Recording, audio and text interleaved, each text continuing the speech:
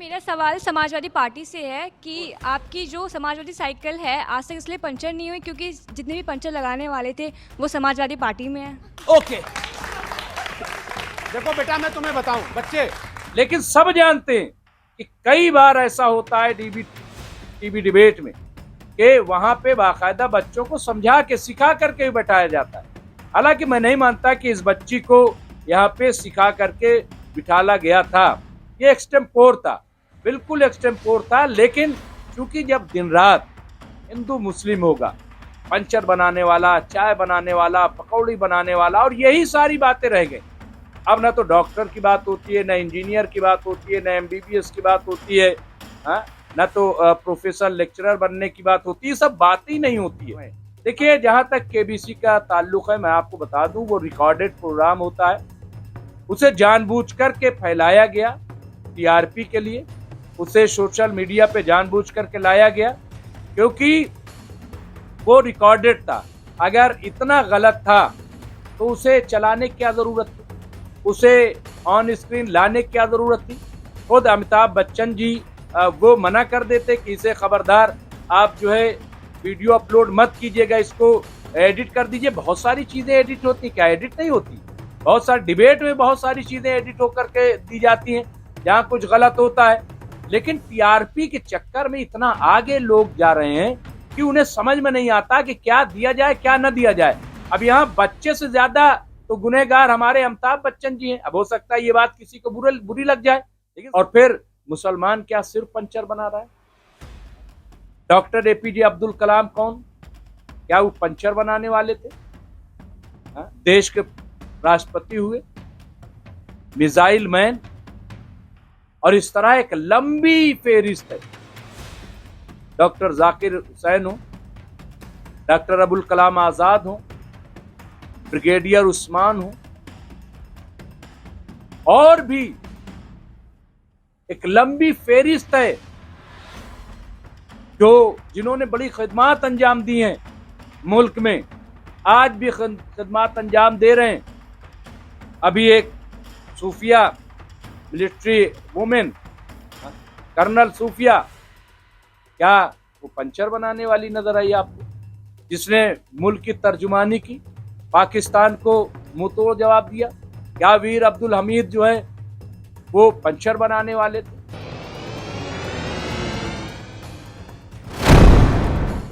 आदाब, मैं हूं मुमताज आलम रिजवी और मैं बात करूंगा एक ऐसे वीडियो की। एक बच्ची है, एक लड़की है, उसका वीडियो काफी वायरल हो रहा है, तमाम सोशल मीडिया प्लेटफॉर्म पे वो वीडियो चल रहा है, अलग अलग तरीके से उस पे बातचीत हो रही है, मौजूए बहस बना हुआ है।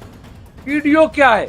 दरअसल वीडियो पंचर लफ्ज से जुड़ा हुआ है। जी आप समझ गए होंगे, ये न्यूज 18 की एक डिबेट में। आदाब, मैं हूं मुमताज आलम रिजवी और इस वक्त मैं बात करूंगा एक ऐसे वीडियो की जो बहुत तेजी से वायरल हो रहा है और अपने साथ कई सवाल लिए हुए। बात एक जगह की है लेकिन बात पूरे मुल्क में हो रही है और ये वीडियो मौजूए बहस बन गया है और इस तरह की बहसें होती रहती हैं। लेकिन इस वीडियो ने कई सवाल खड़े कर दिए हैं, जैसा कि हमने कहा। दरअसल वीडियो न्यूज 18 का है। न्यूज 18 में डिबेट हो रही है। जाहिर सी बात है कि डिबेट का पैटर्न आपको पता है।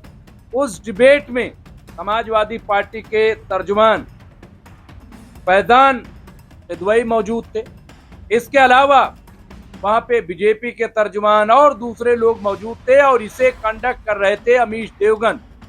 अमीश देवगन ये ऑडियंस शो था, वहां पे स्टूडेंट्स भी बुलाए गए थे, नौजवानों को बुलाया गया था और वहां पे सवाल और जवाब होता है जैसे आमतौर से डिबेट का हिस्सा रहता है।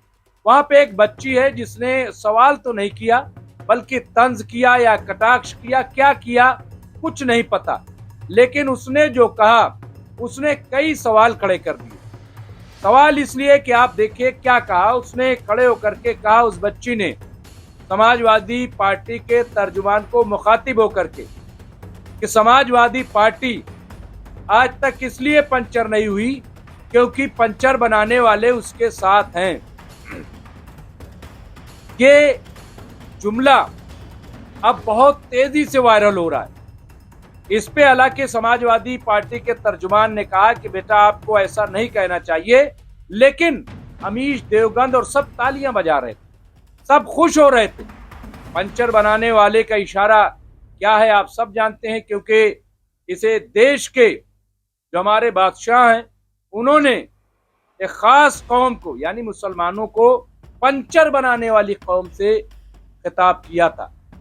हालांकि मुझे कई बार बड़ा अटपटा लगता है कि जो शख्स ये दावा करे कि हम चाय बनाते थे, चाय वाले थे और चाय से प्रधानमंत्री बन गए, वो एक पंचर वाले को हकीर नजर से कैसे देखें?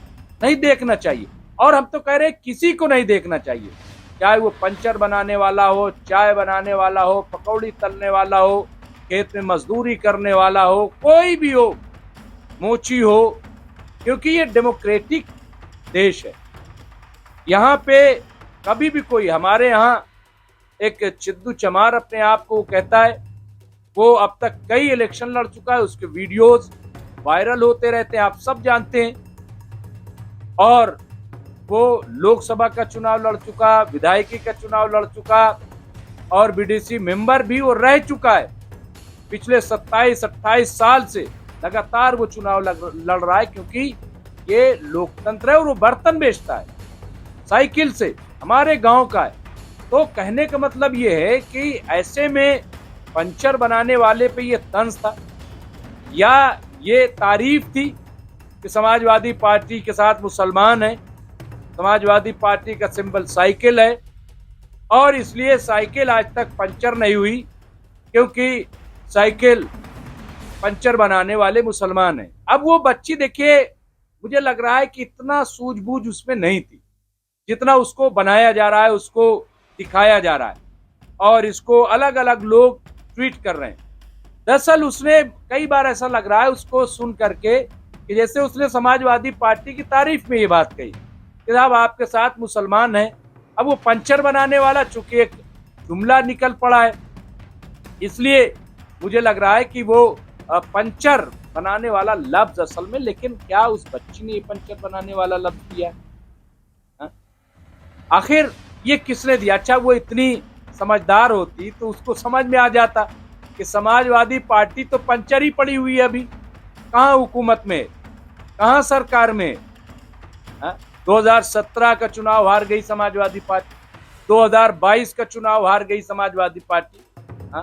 और फिर अगर इससे पहले चले जाइए 2012 से 2017 तक हुकूमत में रहते हुए भी वो पंचर ही थी, क्योंकि इतने दंगे, इतने फसाद बेशुमार, और जो मुसलमानों के साथ हुआ, चाहे वो इखलाक अहमद का मामला हो, चाहे ज़ियाउल हक का मामला हो या मुजफ्फरनगर से 50,000 मुसलमानों का पलायन हो, इस तरह की एक लंबी लिस्ट है, लंबी लिस्ट है।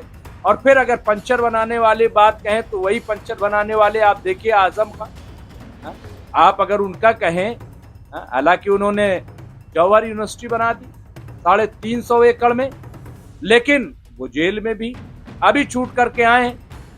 तो पंचर कैसे नहीं है समाजवादी पार्टी? मुझे लग रहा है कि लफ्ज पंचर जो है वो इस तरह से उसको पेश किया जा रहा है, जबकि समाजवादी पार्टी के तर्जुमान ने कहा कि बेटा पंचर बनाना कोई बुरी बात नहीं है और पंचर बनाने वाले को गिरी निगाह से कैसे देख सकते हैं, बहुत बड़ा काम करता है पंचर बनाना। तो यहाँ पे अलग अलग तरीके से आप देखिए यहाँ पे लोग जो है, लेकिन सवाल ये है कि जब समाजवादी पार्टी के जो तर्जुमान है जब उस बच्ची को समझा रहे थे और कि ऐसे सवाल नहीं करने चाहिए, तो अमीश देवगन कूद पड़े उसमें, कहा कि ऐसे आप कैसे समझाएंगे, आप यहाँ पे सवाल न मत बताइए। लेकिन सब जानते हैं कि कई बार ऐसा होता है टीवी डिबेट में कि वहाँ पे बाकायदा बच्चों को समझा के सिखा करके बैठाया जाता है। हालांकि मैं नहीं मानता कि इस बच्ची को यहाँ पे सिखा करके बिठाला गया था, ये एक्सटेम्पोर था, बिल्कुल एक्सटेम्पोर था। लेकिन चूंकि जब दिन रात हिंदू मुस्लिम होगा, पंचर बनाने वाला, चाय बनाने वाला, पकौड़ी बनाने वाला, और यही सारी बातें रह गई।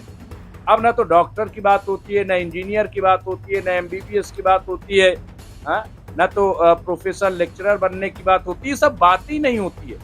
अब तो बस बचा है हिंदू मुसलमान, काटो मारो, बुलडोजर बाबा, बुलेट बाबा। हाँ? तो इस तरह की बहसें अब चल पड़ी हैं। सरहद पार जाइए, सरहद पे जाइए तो वहाँ ठाए ठाए की आवाज है, वहाँ पाकिस्तान है, बांग्लादेश है। अभी अफगानिस्तान भी बड़ा चर्चे में था जब तालिबान के मंत्री आए थे, तो वो भी काफी हंगामा थी। यही सारा वीडियो जब टीवी पे चलेगा, सोशल मीडिया पे चलेगा, तो सवाल ये है कि आप उम्मीद क्या करते हैं। अब इसमें अलग अलग तरीके से देखिए जो बात आ रही है, यहाँ पे एक नरेंद्र नाथ मिश्रा है, उन्होंने एक ट्वीट किया और वही ट्वीट काफी चल रहा है। उस पे रवीश कुमार ने क्या कहा वो भी मैं बताऊंगा, और उन्होंने क्या लिखा है। पहले नरेंद्र नाथ मिश्रा ने उन्होंने कहा, अभी पूरा देश केबीसी में आरके आए एक बच्चे की बदतमीजी पर पूरा दुखी था, उनके परिजनों को संस्कार सीखने की सलाह दे रहा था। सलाह यहाँ दी जानी चाहिए अच्छे संस्कार देने की, चिंतित ऐसे बच्चों पर होनी चाहिए, लेकिन आज वही लोग इसकी बात पर वाह कर रहे हैं। देखिए, जहाँ तक केबीसी का ताल्लुक है, मैं आपको बता दूं, वो रिकॉर्डेड प्रोग्राम होता है, उसे जानबूझकर के फैलाया गया टीआरपी के लिए, उसे सोशल मीडिया पे जानबूझकर के लाया गया क्योंकि वो रिकॉर्डेड था। अगर इतना गलत था तो उसे चलाने की क्या जरूरत थी, उसे ऑन स्क्रीन लाने की क्या जरूरत थी। खुद अमिताभ बच्चन जी वो मना कर देते कि इसे खबरदार आप जो है वीडियो अपलोड मत कीजिएगा, इसको एडिट कर दीजिए। बहुत सारी चीजें एडिट होती, क्या एडिट नहीं होती?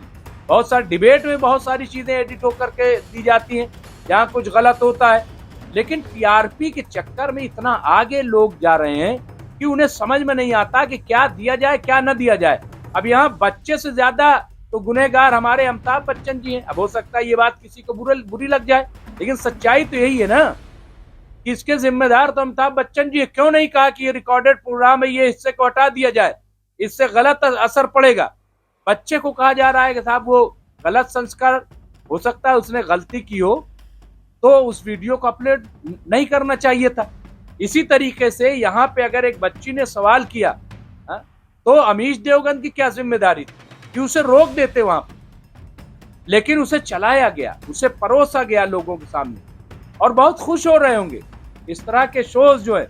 अब यहाँ पे देखिए, रवीश कुमार अपने ऑफिशियल पे लिख रहे हैं कि सांप्रदायिकता राष्ट्रवाद की खाल ओढ़कर बैठी है, कि वो लिख रहे हैं। और यही मिलता जुलता प्रेमचंद का एक जुमला था कि राष्ट्रवाद जो है वो सांप्रदायिकता जो है वो राष्ट्रवाद का चोला ओढ़ करके आती है। ये प्रेमचंद का बहुत मशहूर जुमला है जो कहा गया था, शायद उसी से रवीश कुमार ने ये जुमला लिया हो।